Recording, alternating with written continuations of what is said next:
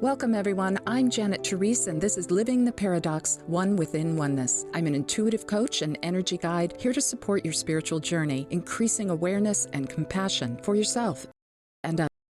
Join me as we explore the ways you can live the paradox of individual consciousness, living within oneness. If you're experiencing a spiritual or psychic opening, are an empath trying to manage feeling everything, or wanting to learn how to integrate your spiritual journey into your daily life, stay tuned. You will gain tools and exciting insights on how to connect with and trust your inner guidance. Your personal journey helps lift humanity as we are all cells within the same body of consciousness. Living the paradox starts now. Hey, everybody, welcome. What a great show we've got planned for you today. This topic is so seriously important. I almost wish we had put this in a 3-day webinar, to be honest with you. Look, we're going to talk about, Janet, look, boundaries with an open heart. There has never been a more important topic, I think, than now. And I know that you have a reason for picking this today, but we're talking about not just boundaries here, there, but like at all levels, aren't we? Yes, we're talking about boundaries at all levels. And it's funny because when we talk about boundaries, it can kind of tend to be a little bit harsh, depending on the context, right? So yeah. I'm going to set a boundary, or I'm going to draw a line in the sand, but really, when you think about a boundary, it's a healthy boundary is basically, I'm here, you're there, this is me, this is mine, this is not me, this is not mine. There's no negative emotion involved, like anger or fear, which of course closes the heart chakra. So we don't want to do that. Yeah. It sounds really simple, but people are waking up to that reality that we are also all one. So how do you then set a boundary? What does that mean as we are developing in consciousness to this other reality that we're also living, right? I got to talk to you about this, and let's just roll with this if we could, because this is really confusing. I remember trying to come up with another word. I'm really good at other words. Like I created the word unstuckable, right? So I'm really good with words, but this is one of these words I've messed around with. And at one point, what did I call it? A respecta circle. Right. I like that. A respecter circle. Well, it's kind of like when empaths talk about needing protection, right? And I think I've said this before. It's like when it's raining outside, you don't say, I need to put on my protection, right? You put on a raincoat and you go on your way, right? And that, if you could think of a boundary in that same way, it's just, here I am, it's just here, this is where I end and this is where I begin in this dimension. So it can feel really confusing, especially for people who are empathic or clairsentient. Yeah. They're the feelers, right? And if they haven't figured out how to discern what's theirs and what's not, who they are and who they are not, then they can experience all sorts of issues, especially boundary issues. Yeah. And that's where they're merging energetically with others. Yeah, I want to just drive this point home and have you talk about it. A lot of times when we talk about boundaries, we talk about an assertive move. And let me just tell you what I mean by that. What's an assertive move? Remember the book, I don't know what it was called, This Is My Space, That's Your Space. Remember that? It's like some kind of television thing, right? But but there's another kind of boundary. There's the boundary that's, like you said, the protective boundary. But then there are different boundaries that aren't necessarily like that. No, your skin. Your skin's a boundary. Your skin is a boundary. So, yeah. I mean, how do you set a boundary when you don't have a sense of where you end and another begins in this dimension? Right? I'm going to drop a note on you right now. And here's the note. This is my epiphany around this. I had a bit of an experience, which we don't have time to talk about today. Fear gets underneath our skin, and it prevents us from either truth telling, truth slaying, or truth being around this. And what I mean by that, and I hope you're going to talk about it, so let's get at it. Okay. As a therapist, your role is somewhat, what's the word I want to use? Respectful and safe. So Mhm. you're not going to be like my best friend who walks into the room and says, "What the heck did you do with your hair today?" So we're not going to have you do that. No, that but, wouldn't be nice. but you've got to admit, sometimes as a therapist, my therapist said to me, "Well, Dr. When you would love it," she said, "I just want to grab you and shake you right now." Oh, that's funny. In a loving way, of course. Well, in a very loving way. But Yes, let's of course. talk about this because it is paradoxical. And that is Yeah, it really the is. thrust of your show. It is. And, let me tell you about my experience and how I started my boundaryless journey. When I was in the healing school, like years and years ago, I went through this process of re-experiencing my birth in this incarnation. My mom was given an epidural, and she had told me that it didn't kick in until after I was born. No, no. What happened for me was I felt the boundaries of the birth canal, right? And then the epidural kicks in. I went completely numb, felt total expansion with no boundary. It was like the feeling of blowing up. It was actually terrifying. So remember, birth is a contraction. You're contracting into physical form, and you need to feel that boundary of coming into the world so you can establish a strong sense of self. So that experience set me up for a particular energetic pattern that I needed to heal. And I can see now how that experience and my road to healing that helped me get to where I am now. It's why I'm so intuitive. It helps me guide others on their path, which I'm so grateful for. And by the way, there's a giveaway on my website, free 20 minutes for the first 10 people who book an appointment. And so if you need some help with that, let me know. You I know, do want to talk. Oh, go ahead, Pat. go ahead. I want you to really talk about this because a lot of times this gets put in the overlay of a parent and a child. And I Yes. know there's much more than that, but I'm imagining you're going to talk a bit about that. Yes, let's talk about children. Children need to feel the boundaries so they can develop their own energetic container, which isn't fully developed until they're 7-ish.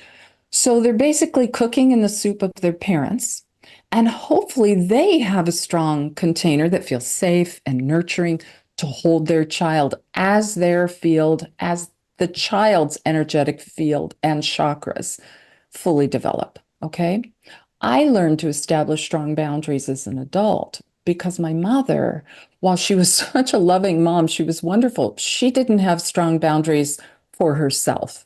So I had to figure that out later. But it's super important to have boundaries with your children. And, with the gentle parenting that's happening right now, which I get, you can still have boundaries and provide them in a gentle way. You can. And we're going to talk about how to do that later. Well, let's talk about why that's important.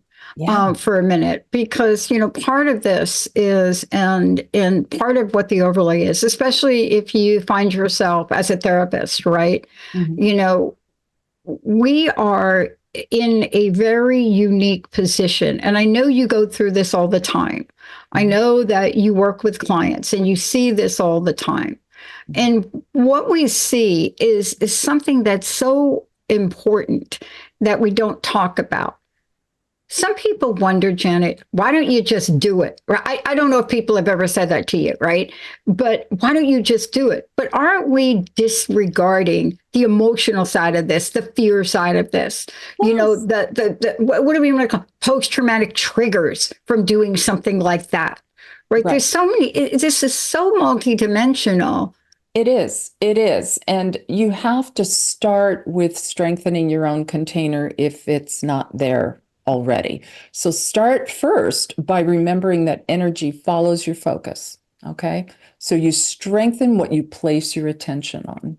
And the more you can bring your awareness to your energy body and field, the stronger it becomes. So let's do this now. And there's no need to go into a deep meditation to do this. You can do this anywhere at any time, Right. with mindful awareness, right? But if you need to close your eyes, if anyone would like to close their eyes now while we do this, go for it. So first, what you want to do is you want to ground down. And that's the best way to say, I am here in the present moment, like putting your stake in the ground or finding your coordinates in time and space, right? So with each exhale, just settle down just a little bit more and allow your physical body to entrain to the frequency of the planet. Okay, it's very important to remember that that's why we ground. The body is nature. And this is the frequency that we need to feel nourished, healthy, fully functional in our bodies. So once you've strengthened that vertical connection and you can breathe in and expand a bit, just to make sure you're not contracted. But it's so important to ground first because before you feel expanded, because you can see the visual, this vertical beam of light anchored into the earth and this bubble of your energy body that surrounds and permeates the physical body. Then breathe in and expand. So remember, it's important to do that because fear makes you contract and it closes your heart. And that's why you can't have good boundaries when you're contracted. You can't. You're like a sea anemone, right? And that's what you were referring to. It's not, if you're afraid, you need to pay attention to your energy field. If you're afraid to set the boundary, look within, figure out what's going on, breathe and expand. Feel that edge of your field like a soap bubble, like just feel that inside edge of your field. This is me, grounded in the here and the now, and practice it every day.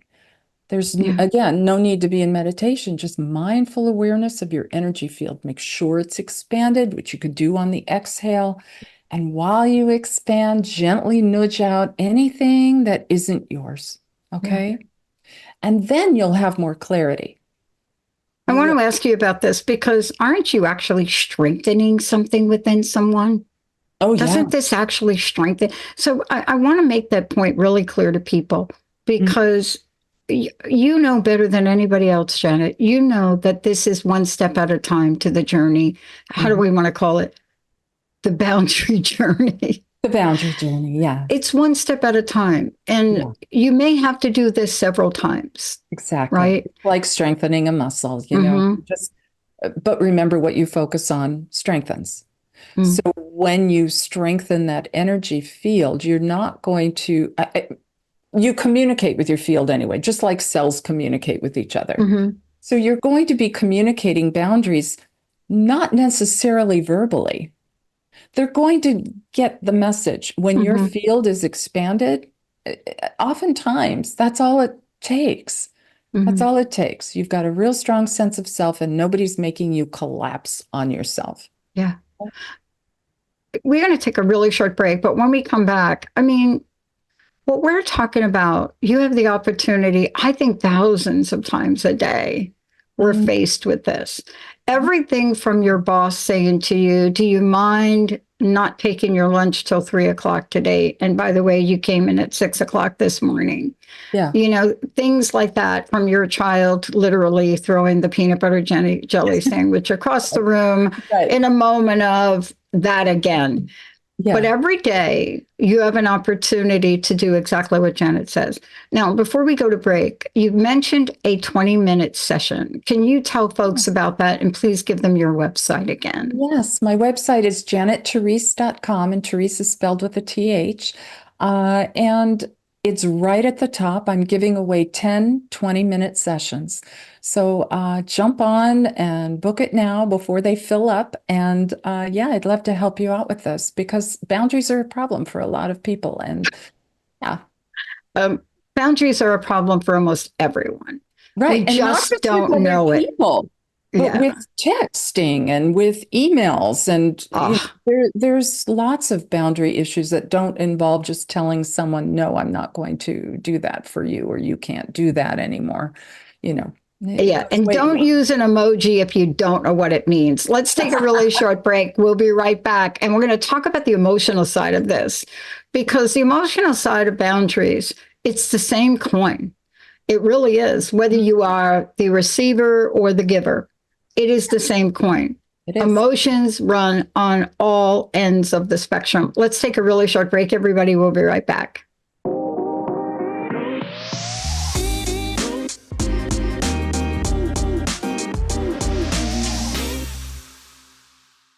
Welcome back, everyone. This is probably one of the most important conversations or things that you can learn in the 21st century. And, I know this is a short show, but sometimes you will say something and then you cannot get it back. And sometimes people don't realize that this is about establishing open heart, having that space for love and yet set boundaries. One more time, if you could give people your website, because you're not just giving away a 20-minute session, you work with people on this and they should know that. Yes, I do. It's JanetTherese.com, JANET dot. Oh, no dot, JANETTHERESE.com. Okay, before the break, I talked about emotions on both sides of the coin or both sides of the aisle, whatever you want to say. It's so long as there are two people involved or you and a dog, there are still boundaries that have to be. But there are emotions around this. Can you talk about this? Because this is where it gets very tricky. Yeah, I'd love to share this story about my client. She was experiencing all this anxiety, and we figured out in a session that it was anticipatory fear, or fear that something will happen. Not sure what, but better be on high alert, right? Not how many of us have experienced that. But she was raised in a country where there was a lot of bombing. And so she learned how to be on high alert at a very young age. We cleared that, but there was still something there nagging at her. And I looked at it intuitively and noticed her mother's energy. And it turned out that it was her mother's fear. And she's really close with her mom, so she didn't even notice it, right? As soon as she recognized that it wasn't hers, it cleared, it was gone.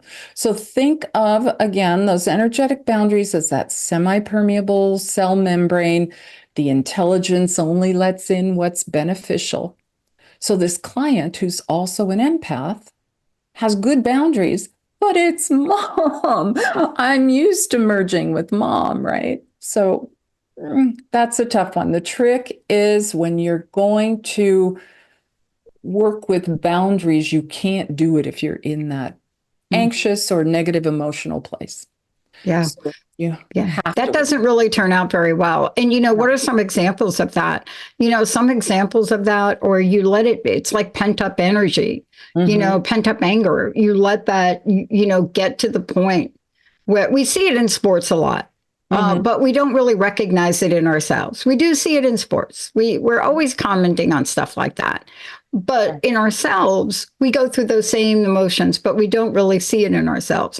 So what is it that can give people that feeling, that heart opening, heart area feeling, so that we can at least hit the pause button before we open our mouths? Exactly. Don't hit send, right?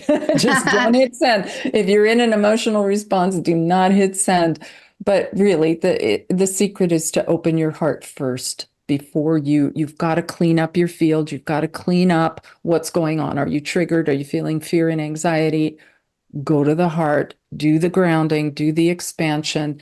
And if you know you're going to be speaking with someone, just prepare beforehand, like with the process that we just did, and then do some heart breathing. So you want to breathe in and out of the heart chakra, and then bring to mind someone or something you love, even your pet.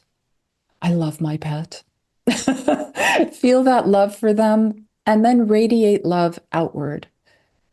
And when you do that, you might get this sense of spaciousness within the heart area, the heart chakra area. And it's really, really lovely. I read something recently in one of my favorite books. It said, all love seeks an outlet through me. And that helps me remember three things. One, Christ consciousness, God, the guru, whatever name you want to give it, is already inside of us, in the heart, by the way. And this consciousness is love. And three, love is what we are because we are individuated expressions of that oneness. That's love. So when we remember that, how can it not express outwardly? Right? Yeah. It's interesting. I come from a research environment where I remember having a big debate on a concept that never took off. Right. It's called the boundaryless career. And we were having a debate, an academic debate, one of those healthy things. And I said, it's never going to take off, and they just looked at me, but that is what people want. They want the boundaryless career. I said, they're never going to want anything with the word boundaryless in it.